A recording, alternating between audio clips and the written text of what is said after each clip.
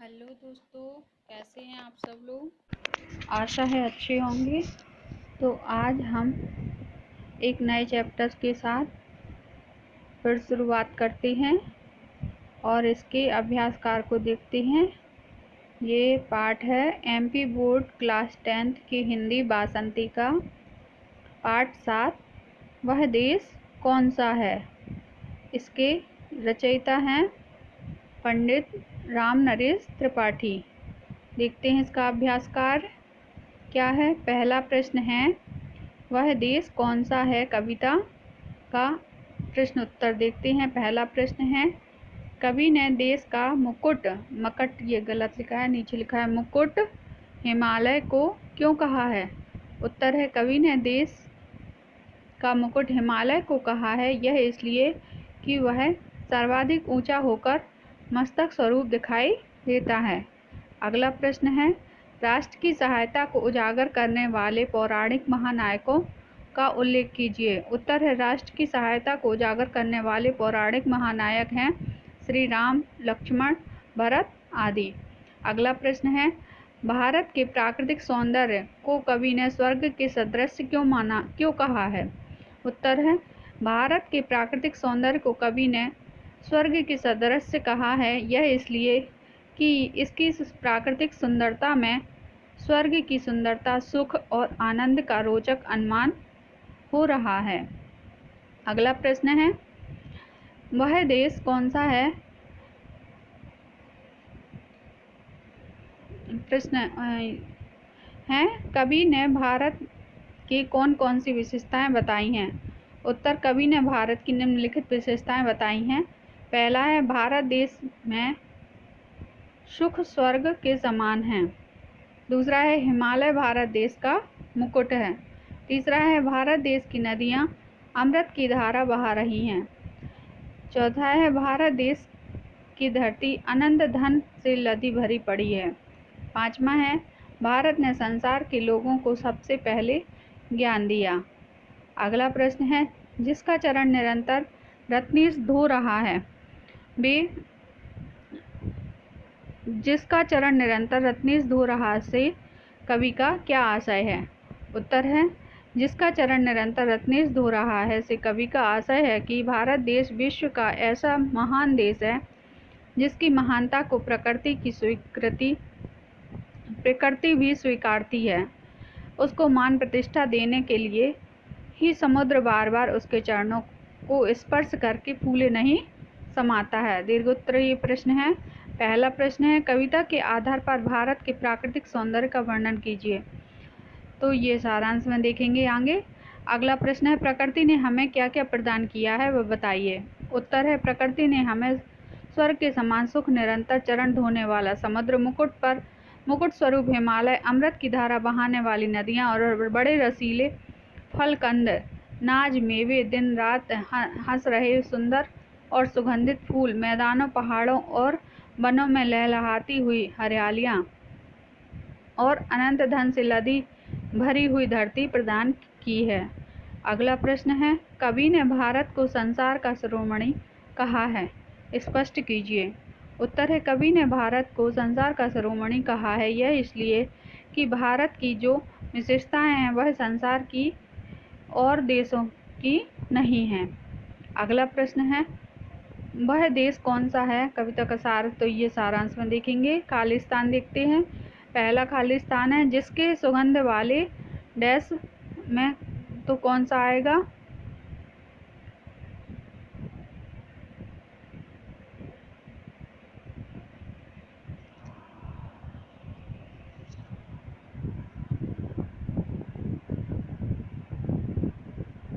कविता के द्वारा इसके खालिस्तान को भरेंगे। अगला है, वह देश कविता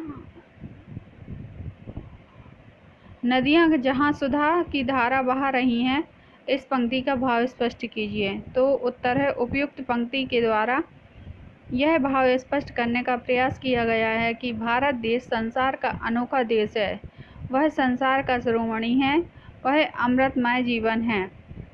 अगले प्रश्न में तत्सम शब्दों में लिखिए।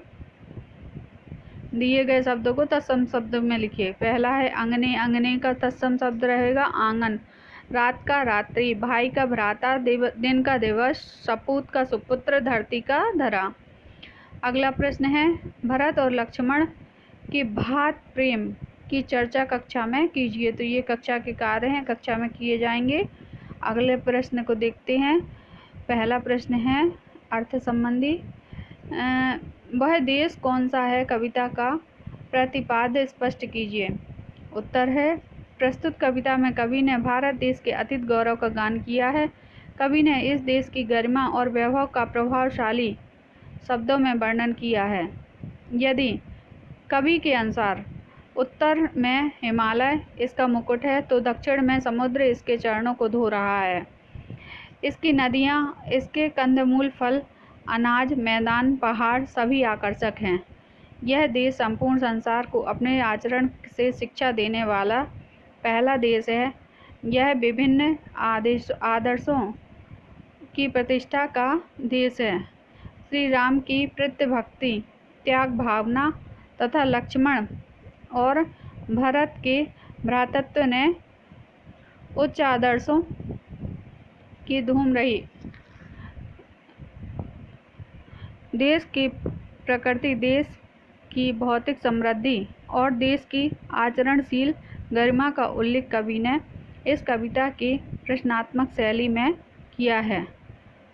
प्रश्न और उत्तर की समन्वित शैली का इस कविता के शिल्प सौंदर्य को बढ़ा देती है। अगला प्रश्न है कवि ने किन किन पंक्तियों के द्वारा भारत देश के विश्व का शिरोमणि और पहला देश कहा है। उत्तर है कवि ने निम्नलिखित पंक्तियों के द्वारा भारत देश को विश्व का शिरोमणि और पहला देश कहा है जिसके अनंत धन से धरती भरी पड़ी है। संसार का शिरोमणि वह देश कौन सा है? पृथ्वी निवासियों को जिसने प्रथम जगाया, शिक्षित किया, सुधारा, वह देश कौन सा है? अगला प्रश्न है भारत देश के त्यागशील वीर चरित्रों का संक्षिप्त उल्लेख कीजिए। उत्तर है भारत देश के त्यागशील वीर चरित्र में राम, लक्ष्मण, भरत आदि। राम ने अपने पिता का आदेश पाते ही अपने विशाल साम्राज्य को तिनके के समान त्याग दिया। लक्ष्मण ने भरत के त्यागशील चरित्र बिल्कुल निस्वार्थ भाव से भरे हुए थे। वास्तव में शुद्ध और प्रेम भाई थे। उनके समान और कोई हुआ ही नहीं। अगले रिक्त स्थानों की पूर्ति कीजिए। भारत प्रकृति की कहाँ बसा है? गोद में। हिमालय का मुकुट है। किसका मुकुट है? हिमालय भारत का मुकुट है। भारत संसार का शिरोमणि देश है। भारत संसार का गुरु है। श्री राम सर्वश्रेष्ठ थे, पितृभक्त थे। अगला प्रश्न है सही विकल्प चुनिए। पंडित रामनरेश त्रिपाठी का जन्म सन 1889 में हुआ। पंडित रामनरेश त्रिपाठी की मुख्य रचना पथिक। पंडित रामनरेश त्रिपाठी का निधन हुआ 1962 में। रामनरेश त्रिपाठी हैं द्विवेदी युग के। वह देश कौन सा है कविता में राष्ट्र प्रेम है। सही जोड़ी बनाइए।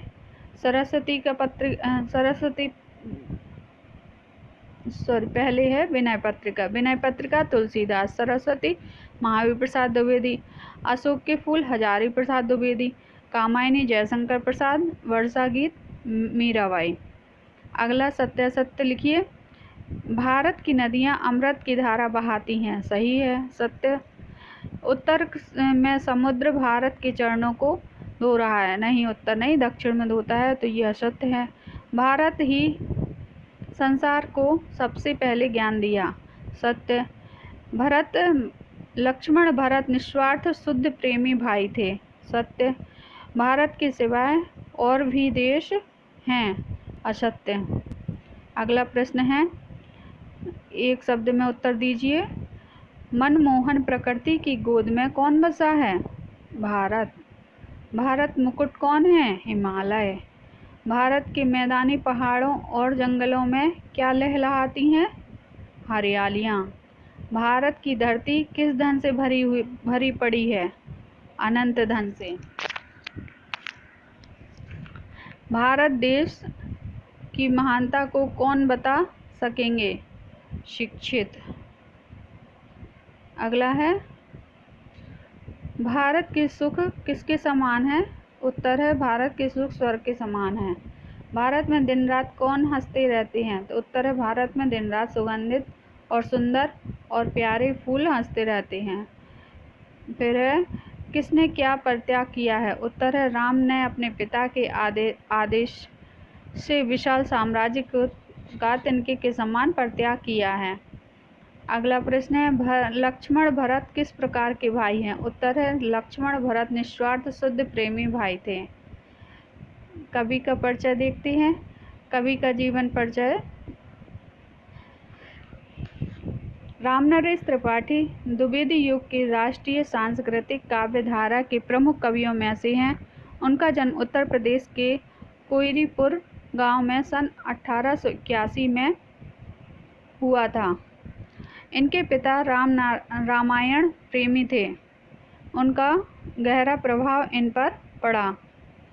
त्रिपाठी जी ने हिंदी, बांग्ला, अंग्रेजी का अच्छा ज्ञान प्राप्त किया और सामाजिक तथा राष्ट्रीय कार्यों में योग देने लगे। इन्हें भ्रमण में बहुत रुचि थी। भारतीय रियासतों के अनेक राजा महाराजाओं से इनकी मित्रता थी। उन्हीं के साथ ही वे भी भ्रमण के लिए जाया करते थे। उन्होंने 20,000 किलोमीटर पैदल यात्रा भी की थी। इस यात्रा के दौरान इन्होंने हजारों ग्राम गीतों का संकलन किया था। उनका सन 1962 में निधन हो गया। इनकी प्रमुख रचनाएं हैं पथिक, मिलन और स्वप्न, मानसी स्फुट कविता संग्रह है, कविता कौमुदी, ग्राम्य गीत संपादित है, गोस्वामी तुलसीदास और उनकी कविता आलोचना। इनकी रचनाओं में नवीन आदर्श और नवयुग का संकेत है। भाव पक्ष है, कविवर रामनरेश त्रिपाठी का भाव पक्ष सरस और किंतु प्रेरक है। उसमें सजीवता और प्रभामयता है तो प्रभामयता भी है। रामनरेश त्रिपाठी प्रकृति के चितेरे हैं, इसलिए उनकी कविताओं के भाव स्वस्थ और सुंदर हैं। अगला कला पक्ष है, वे अपनी रचनाओं में देशभक्ति की भावनाओं का समावेश बड़ी कुशलता से करते हैं। उनकी भाषा सहज सरल खड़ी बोली है, पर वे शुद्ध संस्कृत शब्दों के प्रति आग्रही नहीं हैं। उर्दू शैली के प्रचलित शब्दों का भी उन्होंने खुलकर प्रयोग किया है। साहित्य में स्थान। साहित्य के क्षेत्र में त्रिपाठी जी ने विविध रूपों में महत्वपूर्ण कार्य किया है। इन्होंने हिंदी, उर्दू, संस्कृत, बांग्ला के प्रतिनिधि काव्य संकलनों का संपादन किया है। बाल तथा कथा कहानी के नाम से इन्होंने रोचक और शिक्षाप्रद कहानियों के कई संग्रह बच्चों के लिए तैयार किए हैं। उन्हें हिंदी बाल साहित्य का जनक कहना गलत न होगा। वह देश कौन सा है? कविता का सारांश। तो ये आप देख लीजिए, कविता का सारांश छोटा सा है। फिर इसके पद्य की व्याख्या करते हैं। पहला पद्यांश है, मनमोहिनी प्रकृति की जो गोद में बसा है, सुख स्वर्ग सा जहाँ है वह देश कौन सा है, जिसका चरण निरंतर रत्नेश धो रहा है, जिसका मुकुट हिमालय वह देश कौन सा है, नदियाँ जहाँ सुधा की धारा बहा रही हैं, सींचा हुआ सलोना वह देश कौन सा है। शब्दार्थ ये दिए हुए हैं। संदर्भ है इसका प्रस्तुत पद्यांश हमारी पाठ्य पुस्तक हिंदी सामान्य में संकलित पंडित रामनरेश त्रिपाठी विचरित कविता वह देश कौन सा से है। प्रसंग है, प्रस्तुत कवितांश में भारत देश की सुंदरता और छटा का चित्र खींचते हुए कहा है कि, व्याख्या में देखते हैं, जो मनमोहक प्रकृति की गोद में विराजमान है, जहाँ स्वर्ग के समान सुख फैला हुआ है, वह देश कौन सा है, अर्थात वह देश भारत ही है। जिसका चरण हमेशा समुद्र धोता है और जिसका मुकुट हिमालय है, वह देश कौन सा है, अर्थात वह देश भारत ही है। जहाँ नदियाँ अमृत की धारा बहा रही हैं और जिसका सलोना सींचा हुआ है, वह देश कौन सा है, अर्थात वह देश भारत ही है। विशेष में है भाषा सरल और विचारात्मक शैली। अगला प्रश्न है इसी से पद्य से प्रयुक्त उपयुक्त पद्यांश का भाव सौंदर्य स्पष्ट कीजिए। उत्तर है उपयुक्त पद्यांश में भारत देश की अद्भुत प्राकृतिक छटा का अत्यंत भावपूर्ण चित्रण किया गया है। संपूर्ण भाव चित्रण सरस और रोचक होने के साथ साथ ज्ञानवर्धक और प्रेरक भी है। इस प्रकार इस पद्यांश का भाव सौंदर्य प्रभावशाली है। अगला प्रश्न है उपयुक्त पद्यांश का शिल्प सौंदर्य स्पष्ट कीजिए। उत्तर है उपयुक्त पद्यांश की भाषा भावों के अनुरूप है। शब्द चयन सरल और सुबोध है। शैली वर्णनात्मक चित्रात्मक दोनों है। बिंब प्रतीक यथास्थान है। अगला प्रश्न है प्रस्तुत पद्यांश का आशय लिखिए। उत्तर है उपयुक्त पद्यांश में कवि ने भारत देश की सुंदरता और संपन्नता का चित्रण किया है। इसके द्वारा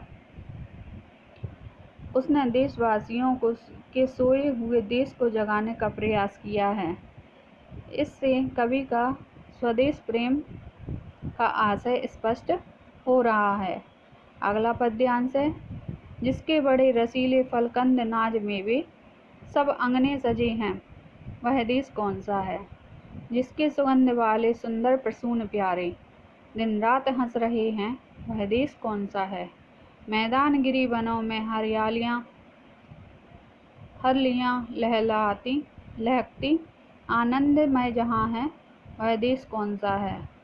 शब्दार्थ हैं प्रसंग संदर्भ दोनों इसके पूर्वानुसार हैं।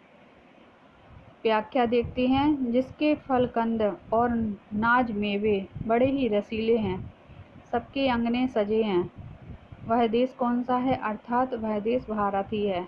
जिसके सुगंधित और सुंदर फूल बड़े ही प्यारे लगते हैं, इस प्रकार दिन रात हंसते रहते हैं, वह देश कौन सा है, अर्थात वह देश भारत ही है। जिसके मैदान पहाड़ वनों की हरियाली बिछी हुई है, दिन रात लहकती रहती है और जहाँ आनंद ही आनंद का साम्राज्य है, वह देश कौन सा है, वह देश भारत ही है। विशेष है भाव आकर्षक है, देशभक्ति की प्रेरणा मिलती है। अगला प्रश्न है उपयुक्त पद्यांश का भाव सौंदर्य पर प्रकाश डालिए। उत्तर है उपयुक्त पद्यांश का भाव सौंदर्य आकर्षक और भावप्रद है। भाव धारा प्रवाह है जो देश भक्ति में डूबने के लिए प्रेरित कर रही है। अगला प्रश्न है शिल्प सौंदर्य से उपयुक्त पद्यांश के शिल्प सौंदर्य को स्पष्ट कीजिए। उत्तर है उपयुक्त पद्यांश की भाषा शैली आकर्षक है। तुकांत शब्द योजना से लय और संगीत की रूपरेखा देखते ही बनती है।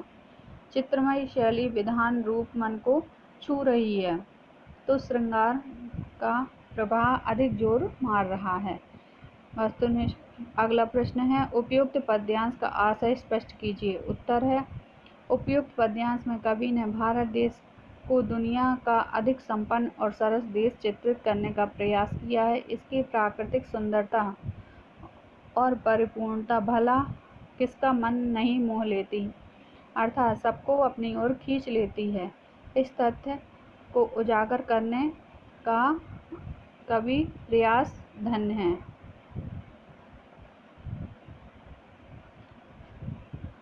अगला पद्यांश है जिसके अनंत धन से धरती भरी पड़ी है, संसार का शिरोमणि वह देश कौन सा है। पृथ्वी निवासियों को जिसने प्रथम जगाया, शिक्षित किया सुधारा, वह देश कौन सा है। छोड़ा स्वराज्य तृणवत आदेश से पिता के, राम थे जहाँ पर, वह देश कौन सा है। कितनी सुंदर कविता है। संदर्भ प्रसंग इसका पूर्वानुसार है। व्याख्या देखते हैं इसकी। जिसकी धरती अनंत धन से लदी भरी पड़ी है तो संसार का शिरोमणि है, वह देश कौन सा है, अर्थात वह देश भारत ही है। जिसने सारे संसार को सबसे पहले जगाया अर्थात ज्ञान प्रदान किया, जिसने संसार के सभी लोगों का मार्गदर्शन किया, वह देश कौन सा है? अर्थात वह देश भारत ही है, जिसने अपने पिता के आदेश पर पाते ही तिनके के समान विशाल साम्राज्य का परित्याग कर दिया। ऐसे श्री राम जहाँ पर थे, वह देश कौन सा था? वह देश भारत ही है। विशेष है, भाव सजीव है, इससे देशभक्ति की भावना जाग रही है। अगला प्रश्न है, उपयुक्त पद्यांश का भाव सौंदर्य स्पष्ट कीजिए। उत्तर है, पद्यांश में कवि ने भारत देश के गौरवपूर्ण स्वरूप का जो चित्रांकन किया है, वह इतना भावपूर्ण और रोचक है कि उसे देखते ही बनता है। भावों की योजना अधिक सरल और सुस्पष्ट होने के कारण यह सराहनीय है। अगला प्रश्न है, उपयुक्त पद्यांश की शैली, शिल्प, सौंदर्य स्पष्ट कीजिए। उत्तर है, उपयुक्त पद्यांश की भाषा और शैली प्रशंसनीय है। भाषा की शब्दावली बोधगम्य है और लय और संगीत की योजना के लिए आई हुई तुकांत शब्दावली का प्रयोग आकर्षक रूप है। अगला प्रश्न है, उपयुक्त पद्यांश का मुख्य भाव लिखिए। उत्तर है, उपयुक्त पद्यांश में कवि ने यह भाव व्यक्त करना चाहा है कि देश महान है, भारत देश महान है, इसका अतीत गौरवपूर्ण है, वह प्रेरक रूप में है।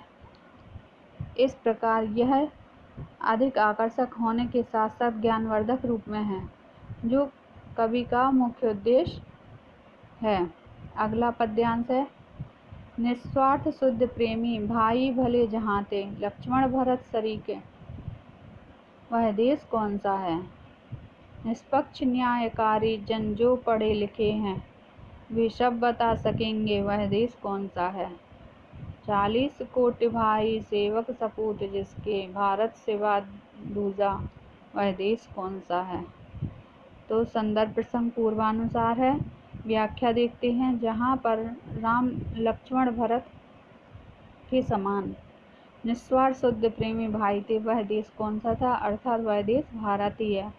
जो लोग निष्पक्ष न्याय करने वाले पढ़े लिखे हैं, वही यह बता सकते हैं कि वह देश कौन सा है, अर्थात वह देश भारत ही है। जिसे देश के 40 करोड़ भाई बंधु सेवक सपूत, वह भारत के सिवाय और कौन हो सकता है? अर्थात वह देश भारत ही हो सकता है। विशेषता है, आज़ादी से पहले देश की दशा का चित्रांकन।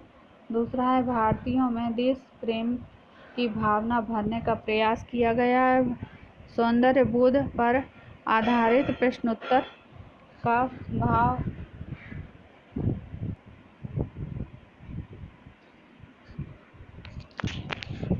सौंदर्य। अगला प्रश्न है, उपयुक्त पद्यांश का भाव सौंदर्य लिखिए। उत्तर है, उपयुक्त पद्यांश की भावधारा सरल और सपाट है। भारत देश की महानता का विश्वसनीय उल्लेख मन को छू रहा है। संसार के दूसरे देशों से इसके अनूठा होने का भाव अपने आप प्रकट हो रहा है। अगला प्रश्न है, उपयुक्त पद्यांश का शिल्प सौंदर्य पर प्रकाश डालिए। उत्तर है, उपयुक्त पद्यांश की भाव योजना के अनुसार ही शिल्प योजना है। भाषा की शब्दावली प्रचलित शब्दों की है, जिनमें विविधता और अनेक रूपता है। शैली अलंकृत है, इसके लिए कवि ने अनुप्रास और रूपक अलंकारों का चुनाव किया है। फलस्वरूप पूरा पद्यांश हृदय स्पर्शी बन गया है। अगला प्रश्न है,